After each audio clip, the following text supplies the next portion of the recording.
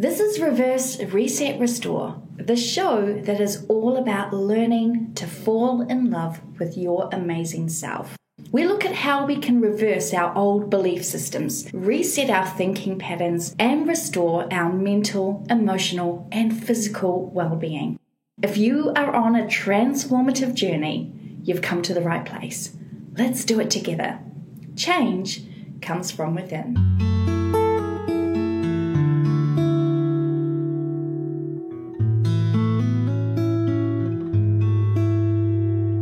Welcome to this week's episode where we delve into the intricate relationship between our emotions and our eating habits. It's a topic that touches many of us on a deeply personal level. How often do we find ourselves reaching for that extra slice of cake or indulging in a bag of chips when we're feeling stressed, lonely, or overwhelmed? We turn to food, hoping it will provide solace and comfort in times of emotional turmoil. Yet, what begins as a well-intentioned attempt to soothe our feelings often spirals into a harmful cycle of self-abuse. As author Geneen Roth aptly puts it, emotional eating is a learned behavior. We aren't born craving ice cream or French fries. It's the emotions that are driving our eating. This quote encapsulates the crux of our discussion today, the intertwining of emotions and food in our daily lives. Food, glorious food. No way to avoid it. We need it for survival, but at some point in our evolution, it has become much more than just fuel for the body. It's become nourishment for the soul. All our big social events encompass food. Weddings, birthdays, even funerals. We have festivals that celebrate it. Religions have ritualized it, and cultures have claimed certain foods as their heritage. Food stands as a symbol for other things in our lives, such as fertility and abundance. It drives economies and environments, and is one of the most important and complex factors in our relationship with ourselves. Food can make us appear fussy or controlling. It can make us sick or keep us healthy. It can be used as a weapon or as a reward. How many of us, as children, heard things like, "Eat your dinner because there are starving kids in Africa," as though me eating what was on my plate was going to fill another person's belly. You know, because as kids, we took that expression quite literally, and so it never made much sense to me. Of course, what it really meant and what parents were trying to say is that don't be wasteful because others have it worse off. Some of us lose our appetite when we're feeling all the feelings or refuse to eat to exact control or punishment over our bodies. And not eating can also be considered a form of emotional eating, albeit in a different context than overeating or seeking comfort through food. Let's look at this for a quick moment, because I think it's important to compare how eating and restricted eating that are driven by our feelings can impact us. While emotional eating typically refers to using food as a coping mechanism to manage emotions such as stress, sadness, or boredom by consuming excessive or unhealthy amounts of food, refusing to eat can also be driven by underlying emotional factors. In cases where individuals deliberately avoid eating or severely restrict their food intake, emotional factors such as anxiety, depression, trauma, or disordered eating patterns may be at play. Refusing to eat can serve as a means of exerting control, coping with overwhelming emotions, or expressing distress or dissatisfaction with oneself or one's circumstances. For example, individuals with eating disorders such as anorexia nervosa or avoidant restrictive food intake disorder, ARFID, may refuse to eat as a way of coping with negative body image or low self-esteem or underlying psychological issues. Similarly, emotional distress or trauma may lead to a loss of appetite or disinterest in food as a manifestation of emotional turmoil. What I think is essential to recognize here is that both overeating and undereating or refusing to eat can be expressions of emotional distress, and ultimately eating or not eating is weaponizing food and using it against our bodies, against ourselves. In this episode, we are looking specifically at us emotional eaters, the ones who turn to food as a source of comfort or reward or even punishment. Now, what I mean by punishment is that I know there have been times when I've punished myself with food I know has the potential to hurt me. As a type 2 diabetic, carbs, which ultimately all turn to sugar, are harmful to me. If you have any type of insulin resistance or metabolic disorder, this is likely to be true for you as well. So when I eat carbs, be it burgers or ice cream or potatoes or even fruit, I know that I am feeding myself food that my body doesn't like and doesn't respond well to. My emotions, on the other hand, love this stuff. And when I was feeling sorry for myself or angry with myself, carb-laden goodies were the things I used to punish my body. And I gotta be honest, I still fall into this trap from time to time, letting my monkey mind emotions win over the more reasonable me that wants to show myself self-love. So I still do fall back on old habits still, and my body pushes back hard because it's trying to tell me something. I have found myself in this bitter feud with my body, hating how it responds to certain foods and then feeling guilty and shame and a lot of other emotions that just created this continuous cycle of abuse. So we can absolutely use food to punish ourselves, especially if we are in a self-sabotage, self-hatred frame of mind. But self-sabotage isn't always seen as an obvious punishment. Nope. It can be insidious and sneaky and try to hide behind the comfort emotional eating can provide. We can use food as an emotional blanket or a warm hug that reaches our lips before settling into the hips. Research has shown that emotions play a significant role in shaping our eating behaviors. And studies have found that individuals are more likely to consume high-calorie comfort foods when experiencing negative emotions such as stress, anxiety, or sadness. These foods are often laden with sugar, fat, and salt, which trigger the release of dopamine in the brain, temporarily alleviating feelings of distress and providing a sense of pleasure and reward. For many of us, in the moment of eating that comfort food, we feel good, or at least better. And we all want to feel better, don't we? So why do we turn to food as a means to do that? The connection between emotions and food runs deep within our psyche, rooted in both biological and physiological mechanisms. From infancy, we learn to associate feeding with comfort and security as our caregivers soothe our distress with milk or food. These early experiences shape our relationship with food, paving the way for emotional eating patterns later in life. Additionally, societal norms and cultural influences further reinforce this connection as food becomes entwined with social gatherings, celebrations, and rituals. I've got a little test for you to do right now.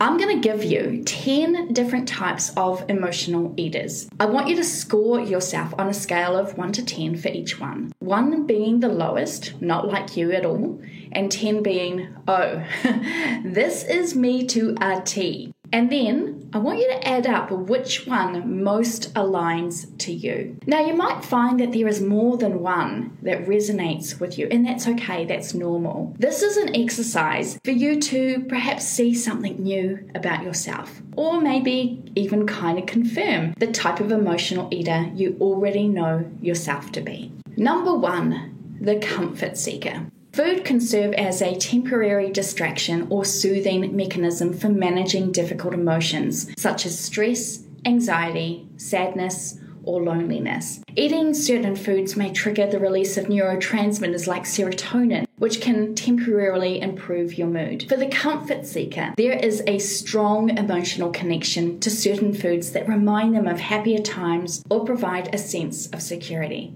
This can also be linked to feelings of happiness and contentment, a phenomenon often seen in the months after someone gets married or when they're in a relationship where they're just feeling super happy. Number 2, the nostalgia eater. Drawn to foods that evoke memories of happier times, the nostalgia eater finds comfort in the familiarity and nostalgia of certain foods. These foods are often associated with childhood experiences or cultural traditions, serving as a reminder of safety, love, and connection. Eating these foods can provide a sense of familiarity and security, especially during times of emotional distress.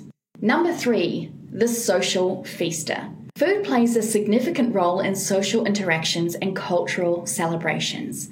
People may turn to food to bond with others, celebrate special occasions, or alleviate social discomfort in social settings. Using food as a social lubricant, the social feaster overeats in social settings to alleviate feelings of discomfort or anxiety. They may engage in mindless eating as a way to bond with others or distract themselves from social insecurities. They may also eat because of the expectation and pressures of others around them to eat.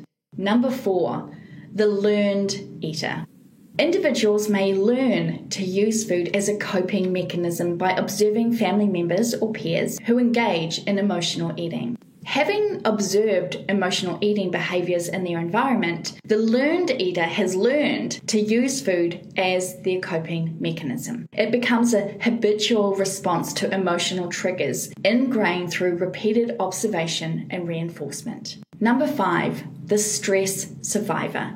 Stress can trigger cravings for high-calorie comfort foods as a way to alleviate tension and promote relaxation. The stress survivor turns to high-calorie comfort foods for relief. Consuming these foods may provide a temporary escape from stresses, albeit with negative long-term consequences. Number 6, the biochemical craver. Hormonal fluctuations and genetic predispositions influence the biochemical craver's food cravings and emotional eating patterns. They may experience intense cravings during certain times, such as the menstrual cycle, due to biological factors outside of their control. Additionally, genetic predispositions and neurobiological factors may contribute to the biochemical craver's susceptibility to using food as a coping mechanism. Number 7, the coping challenged. Some individuals may lack alternative coping mechanisms for managing emotions effectively. Without healthy outlets for stress or emotional distress, they may resort to food as a readily available and socially acceptable means of self-soothing, and emotional eating becomes their default coping mechanism in times of distress. Number 8, the self-esteem eater. Poor body image or low self-esteem can fuel emotional eating patterns as individuals seek comfort or distraction from negative thoughts and feelings about themselves. Seeking validation and comfort, the self-esteem eater turns to food to temporarily boost their mood and distract themselves from negative self-perceptions. Eating becomes a way to alleviate feelings of inadequacy and bolster self-esteem, albeit temporarily. Number 9, the boredom binger. Boredom or feelings of emptiness can trigger mindless eating or cravings for food as a way to fill a void or distract from feelings. One of the telltale signs, at least for me, is if I'm bored, which doesn't happen all that often as I keep myself fairly busy, is the number of times I will get up and open the fridge door or the pantry and stare into the void, looking for something that hasn't actually been there the previous times I looked in the last half hour. When I have finally become aware that I'm doing this, I realize I'm looking for food as something to do, not because I'm actually hungry. So I can then choose to find another way to sate my boredom. The boredom binger seeks stimulation through food as a form of entertainment or distraction. And number 10, the feelings avoider. Janine Roth says, "We eat the way we eat because we are afraid to feel what we feel." Using food to avoid confronting uncomfortable emotions, the feelings avoider suppresses or ignores their feelings by turning to food for comfort. They may have been conditioned to believe that expressing emotions is unacceptable or unsafe, leading them to seek refuge in food as a way to numb or distract themselves from their emotional reality. They may have been around people who didn't know how to regulate their emotions for themselves, and perhaps they got told that their feelings were too much. Girls are allowed to cry, but boys over the age of, 10 are not. Women who cry too much are drama queens, and men who cry are weak. Our feelings are not our own if they make other people uncomfortable. So we spend our lives walking on eggshells to our own emotions while trying to placate everyone else's. No wonder we are trying to smother our feelings with food. We are afraid to feel what we are feeling, either to express it or, worse yet, to deal with it. So let's just pile up the plate and ignore what's really going on. You can get away with this for quite some time, perhaps even decades, but eventually you won't. And if you don't deal with your feelings in a healthier way, your unhealthy eating habits will force you to deal with them, at least in how the body has taken on the physical toll of your emotional eating. How did you go? Out of the 10 types of eaters presented here, and on a scale of 1 to 10, how did you score? Which emotional eater type seems to appear most often in your life, or even right now? Understanding what emotional eater you tend to be can be helpful in developing strategies to address those times when you're feeding your feelings and cultivate healthier coping mechanisms. And we're going to look at what some of those strategies might look like for you in just a few minutes. Before we get into that, I do want to have a quick look at 7 consequences of emotional eating that can be harmful. The first one seems the most obvious, right? Number 1, weight gain. Emotional eating often involves consuming high-calorie comfort foods that are typically low in nutritional value. No one reaches for a salad when they are emotionally eating, right? At least I don't. A study published in the Journal of Abnormal Psychology found that emotional eating was associated with increased body mass index BMI and a greater risk of obesity over time. Consistently overeating in response to emotions can lead to weight gain and associated health problems such as obesity, diabetes, and heart disease. Number 2, poor emotional regulation. Relying on food to cope with emotions can interfere with developing healthy emotional regulation skills. Instead of addressing the root cause of emotional distress, individuals may turn to food as a quick fix, leading to a cycle of emotional dependence on eating. Number 3, increased stress. Ironically, emotional eating can exacerbate stress levels rather than alleviate them. Research conducted by psychologists at the University of Michigan revealed that emotional eating was linked to higher levels of perceived stress and lower levels of emotional well-being. Feelings of guilt, shame, and discomfort often follow episodes of overeating, adding to existing emotional distress and perpetuating the cycle of emotional eating. Number 4, nutritional deficiencies. Emotional eating tends to involve foods that are high in sugar, fat, and processed ingredients, which can lead to nutritional deficiencies over time. These deficiencies can negatively impact overall health and contribute to a range of physical and mental health problems. Number 5, negative body image. Continuously turning to food for emotional comfort can lead to negative body image issues and feelings of self-consciousness. This can further perpetuate the cycle of emotional eating, as individuals may use food as a coping mechanism for negative body image-related emotions.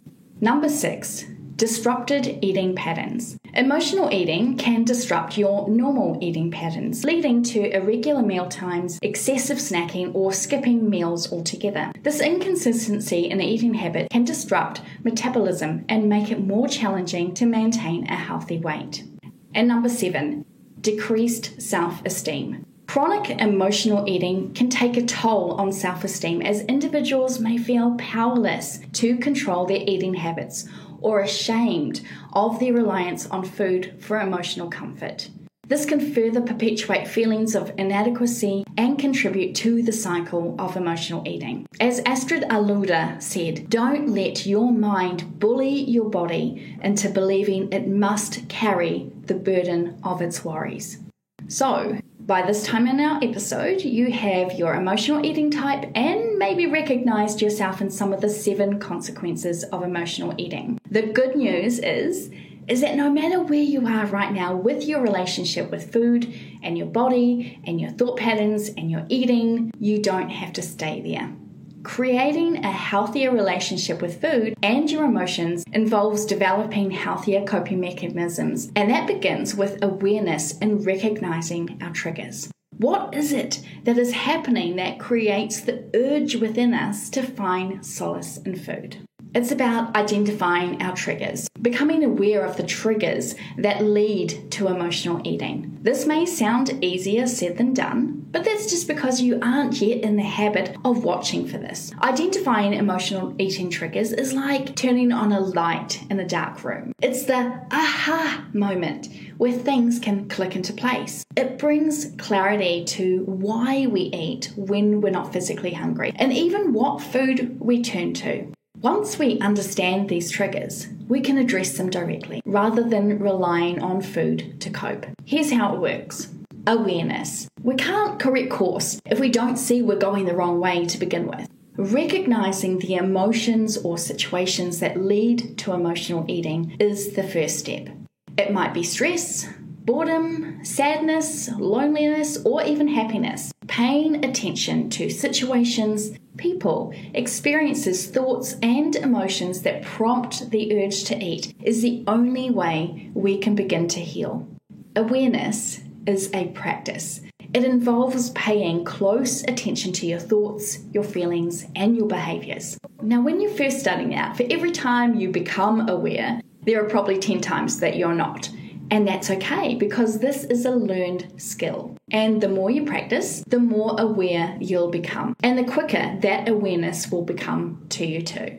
Understanding. Once you've identified and once you've become aware, you can explore why these triggers prompt you to eat. For example, you might eat when stressed because it temporarily numbs the feeling or provides a distraction. Or you might find yourself wanting to have a chocolate as a reward for dealing with a difficult person. The point is that once you recognize that something has triggered a response or a desire to eat that is not hunger-based but emotions-driven, you can ask yourself questions to get to an understanding of that trigger, or that the trigger exists, so that you can begin cultivating alternative coping strategies for managing emotions. I'm going to walk you through 12 practical steps you can take from today to let go of your emotional eating habits and foster a more balanced and positive relationship with food for the rest of your life. Number 1, practice mindful eating. Cultivate mindfulness during meals by slowing down, savoring each bite, and paying attention to your hunger and fullness cues. Focus on the sensory experience of eating, including taste, texture, and aroma, without judgment or distraction. This may mean you have to put down your phone or turn off the TV. Mindfulness when eating regular meals can help establish a pattern in you where you begin to be much more mindful anytime you eat anything. This will also help you cultivate your awareness, building upon your ability to learn to spot your triggers before you eat rather than after. Number 2, keep a food journal. For those of you who are visual learners or enjoy keeping lists or notes, a food journal could be the perfect way to keep track of your eating habits and emotional triggers. Noting the emotions and circumstances surrounding your eating episodes can help to identify patterns and gain insight into your relationship with food. Not only is an eating journal a practical way of looking at your relationship with food, it could also help you if you're having other potential issues with your health to look into your diet. Sometimes we eat things that are not helpful, but we don't always put 2 and 2 together to realize that our food choices may be the reason for our health problems. One of the ways I really had this drummed into me was the massive headache I got sitting next to a table that had been laid out to celebrate someone with an afternoon tea. It was full of sweets. Within 5 minutes, I had a pounding headache just from smelling the sugar. That's how sensitive my body had become to sugar exposure. I liken it to an allergic reaction and know that I ultimately do better when I cut sugar out. When I'm eating a lot of carbs, I tend to have a lot more headaches. When I'm not eating carbs or I've eliminated most of them from my diet, my headaches are few and far between. My point is that you might surprise yourself to find that exposures similar to this may be what is setting you off, and a food journal can help you recognize this. Number 3. Explore alternative coping strategies. Develop alternative ways of coping with emotions other than turning to food. Engage in activities that soothe and nourish you, such as exercise, meditation, creative expression, spending time in nature, or connecting with supportive friends and family members. When you catch yourself in a craving, look at an alternative way you can acknowledge the feeling in a way that doesn't involve food. And if you are, for example, a boredom binger who tends to look in the fridge in the pantry every night after dinner, look at setting yourself up with a hobby that keeps your hands and your mind busy. Maybe it's knitting or sewing or doing something practical to move away from using food as the answer to break up your boredom. Number 4, address underlying emotions. Explore the underlying emotions driving emotional eating, whether that's stress or boredom or sadness. Practice self-compassion and self-care to nurture your emotional well-being and develop healthier ways of managing emotions. Sometimes, emotional eating is a symptom of deeper issues like unresolved trauma or low self-esteem or some relationship problems. Identifying and addressing these underlying issues with the help of a therapist can be crucial in breaking the cycle of emotional eating. Number 5.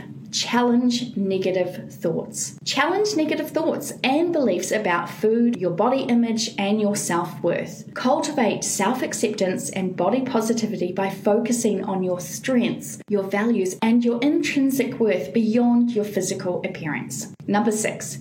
Seek support. Again, this goes back to whether you reach out to trusted friends or family members or a therapist who can provide encouragement, accountability, and guidance in your journey towards healthier eating habits and emotional well-being. Number 7, check in with yourself. Throughout the day, pause and ask yourself how you're feeling emotionally. Are you stressed? Are you happy? Are you sad? Are you anxious? Pay attention to how these emotions influence your desire to eat. As Melissa McCreary says, the pause, even simply a breath taken between hunger and eating, is the first step towards taking control. Number 8, notice physical hunger cues. Learn to differentiate between physical hunger and emotional hunger. Here's a really simple way to tell which hunger is driving you. Physical hunger often comes on gradually and is located in the stomach, while emotional hunger tends to be sudden and focused on specific cravings. Number 9, don't incentivize food. Don't use food as a reward system. You know what I'm talking about. The system you have where because you went to the gym, you get to eat a whole large pizza, or because you got up an hour earlier every day this week to work out, you deserve to have the 3 p.m. chocolate bar with the tea and the 3 biscuits as well. You see this happen a lot with kids. Parents or adults will incentivize a desired behavior or action with the promise of a treat. It sounds innocent enough, right? And practical. You want ice cream? Eat your greens. You can have some candy when you've cleaned your room.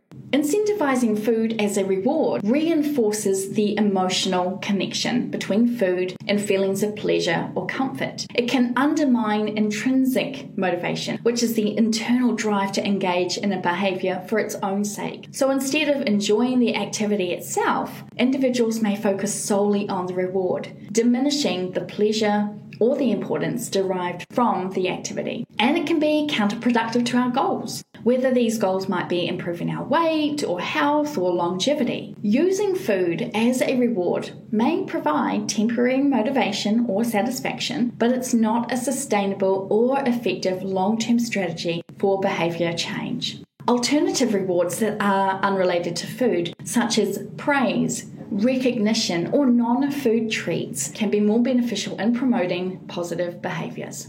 Number 10, rephrase. Some people find having a word or a phrase when they have the urge to eat outside of fueling their bodies is a helpful strategy. If you're the type that listens to auditory commands, this might be a tip that you'll find works in your favor. For example, you might want to say, dinner and done, if you're trying to break the habit of evening eating. That phrase is a reminder that you've eaten dinner and now you're done for the day. Or you might try saying something like, kitchen's closed, or pop it on a post-it note for your fridge and your countertops as a visual reminder that you don't need to eat. Here's one that I've used for myself, both as a mantra and written out on a post-it note. What you are looking for is not in the fridge. And here's a couple more for you. I eat to fuel, not to fill voids. Am I feeding my feelings, or are my feelings feeding me? I eat with intention. If you use any of these or others and find that they work for you, I would love to hear about it. Let me know in the comments on the Reverse Reset Restore Facebook page or Insta page, or right here in the podcast episode if you're listening on a streaming platform that allows, like Podbean or Spotify, or the Reverse Reset Restore YouTube channel. Number 11, practice self-compassion. Be gentle and forgiving with yourself as you navigate the process of change. Acknowledge that breaking the habit of emotional eating takes time and effort and practice. Some days you're going to win the battle, and some days the emotional eating may win out. On those days, try not to belittle yourself or get angry or feel ashamed, because those feelings don't serve you. We all have days where we eat off plan or do things that don't necessarily have our best interests at heart. It's okay. You are human. And in those moments, just try to practice some self-compassion. Yeah, you maybe did make the less than best choice. Don't get too hung up on it. The opportunity to choose differently will come along again. I guarantee it. Learn to love yourself, especially when you'd usually go hard on yourself. And remind yourself of the times that you do make the different choice. Celebrate those small victories along the way. And what you'll find yourself doing is making more of those small win choices, because they make you feel more empowered and feel better. And number 12, one day at a time. Sigmund Freud says it takes constant repetition to force alien concepts on reluctant minds. Remember that forming new habits take time and requires consistent reinforcing through repetition and making the choice to choose the new behavioral eating pattern. Think about when a baby is first starting to walk and they fall down time and time again. But do they stop and think, I suck at this walking thing, so I'm just not gonna even try? No, of course not. They keep going, crawling and falling and picking themselves up only to teeter and fall over and over until suddenly one step is followed by another and another, and next minute you can't even keep up with them. Learning anything, whether it's walking or talking or writing or eating differently or whatever it may be, all our learning takes constant repetition. What once was foreign concepts to us soon becomes second nature with practice, with time, with doing it over and over and over again. The difficulty of when it comes to changing ourselves as adults is that we don't always want to do it, no matter how much we know it's beneficial for us to make the changes. We don't always want to put in the work. And why would we, when the world screams at us with quick fixes like diet pills and weight loss surgeries and 1,000 different diets and exercise routines being hawked at us in every direction? We are impatient for things to happen now, but that's not how life is, my loves. Before we walk, we crawl. Before we talk, we babble. Before we read, we learn the letters of the alphabet. So remember that relearning new ways of living and being, even with food, is a one day at a time process. And that is perfectly okay.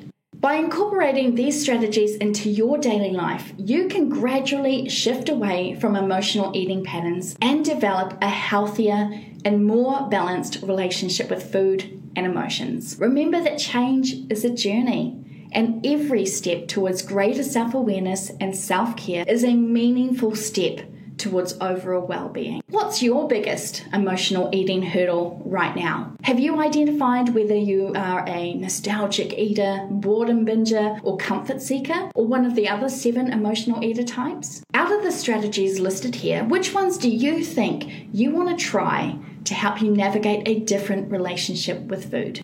I'm going to close out this episode with a quote from Margaret Thatcher. It's one that is universal and serves as a reminder that whatever you are facing today, whatever changes you want to make or habits you want to release, it can be done. It takes time, consistent and persistent, to see the results. Or, as Mrs. Thatcher reminds us, you may have to fight a battle more than once to win it.